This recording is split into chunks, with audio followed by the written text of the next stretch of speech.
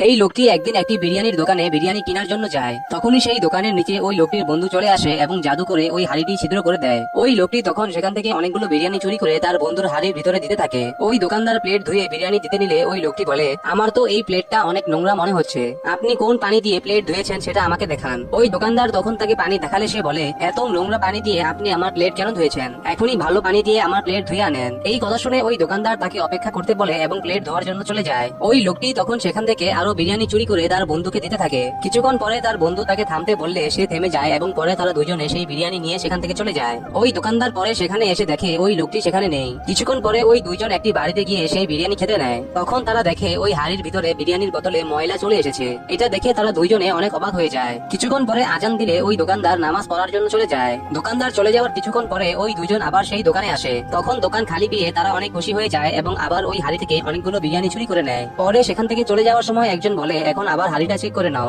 ওই লোকটি তখন তার বন্ধুকে হাড়ি চেক করতে বললে সে দেখে সেখানে আবার ময়লা চলে এসেছে। তখনই পিছন থেকে ওই দোকানদার চলে আসে এবং বলে, আমি প্রতিদিন 5 ওয়াক্ত নামাজ পড়ি এবং হালাল ভাবে এই ব্যবসাটা করি, তাই আল্লাহ নিজেই আমার ব্যবসার হেফাজত করেন।